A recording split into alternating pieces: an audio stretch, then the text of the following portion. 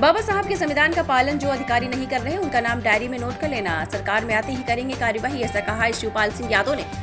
Samajwadi party ने इटावा में बाबा साहब डॉक्टर भीमराव अंबेडकर की जयंती के अवसर पर एक कार्यक्रम का आयोजन किया। इसमें पार्टी के अध्यक्ष अखिलेश यादव, शिवपाल समेत अन्य नेता भी शामिल हुए। शिवपाल यादव ने इस मौके पर जनसभा को संबोधित करते हुए भाजपा सरकार पर जमकर निशाना साधा है।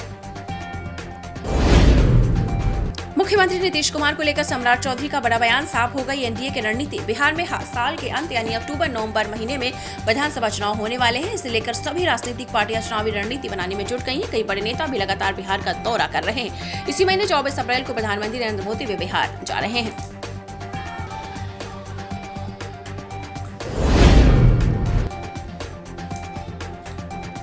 लखनऊ में भीमराव अंबेडकर की प्रतिमा को लेकर बवाल, भीड़ ने किया पथराव, पुलिस ने लाठीचार्ज कर दागे आंसू गैस के गोले। लखनऊ के महिगवा के खंतारी गांव में बाबा साहब डॉक्टर भीमराव अंबेडकर की प्रतिमा सरकारी जमीन पर रखने को लेकर विवाद हुआ है। इसे हटाने के विरोध में लोगों ने विरोध प्रदर्शन किया और बड़ी संख्या में महिलाएं पुरुष एकत्र होकर नारेबाजी करने लगी हैं।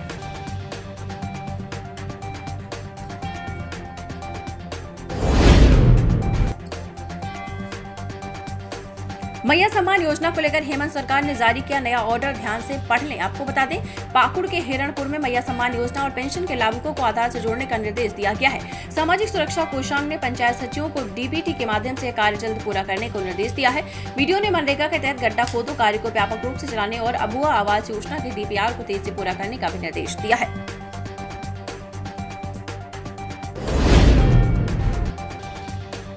बंगाल में नहीं लागू होगा वक्फ कानून, मुर्शिदाबाद हिंसा पर सीएम ममता का पहला रिएक्शन।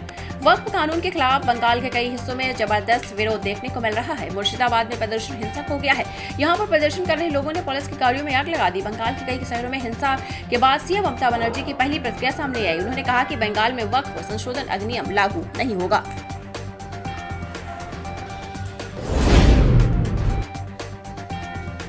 मैं बेवकूफों की तरह बोलने वालों को जवाब नहीं देता, दिग्विजय सिंह पर क्यों भड़के फडणवीस। महाराष्ट्र के सीएम देवेंद्र फडणवीस ने कहा कि मैं बेवकूफों की तरह बोलने वालों को जवाब नहीं देता। दरअसल उन्होंने कांग्रेस के नेता दिग्विजय सिंह के साल 2010 में दिए बयान पर निशाना साधा। उन्होंने कहा कि अब कसाब को फांसी दी गई और डेविड हेडली का बयान का दर्ज किया गया। उसी समय स्पष्ट हो गया कि पूरी साजिश पाकिस्तान में रची गई।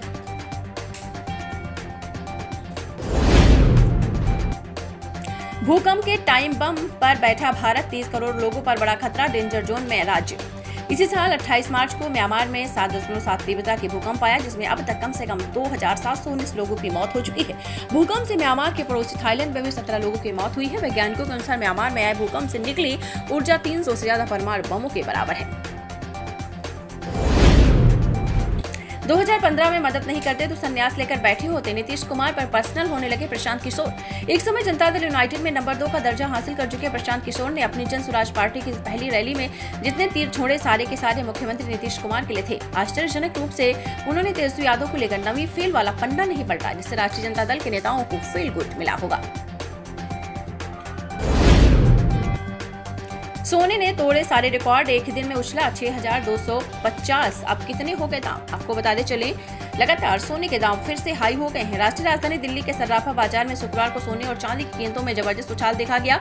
स्थानीय आभूषण विक्रेताओं और खुदरा ग्राहकों की मजबूत मांग के चलते सोने की कीमत 6250 बढ़कर 96,450 पर 10 ग्राम के सर्वकालिक स्तर पर पहुंच गई है। वाराणसी में सपा कार्यकर्ता पर चाकू से हमला, हमलावर बोले करणी सेना पर बयान दिया था, हमने बदला ले लिया। वाराणसी में सपा कार्यकर्ता पर करणी सेना ने लोगों से चाकू से हमला किया। 2 हमलावर भाग निकले, जबकि 2 को मोहल्ले वालों ने दौड़ाकर पकड़ लिया। चीन बोला भारतीय दोस्तों का हमारे यहाँ स्वागत। इस साल अब तक 85,000 इंडियन को वीजा जारी किया, कई नियमों में छूट दी। अमेरिका से जारी ट्रेड वार के बीच चीन भारतीय पर्यटकों को लुभाने की भरसक कोशिश कर रहा है। भारतीय चीनी दूतावास और कांसुलेट्स ने 9 अप्रैल तक 85,000 से ज्यादा भारतीय नागरिकों को वीजा जारी किए हैं।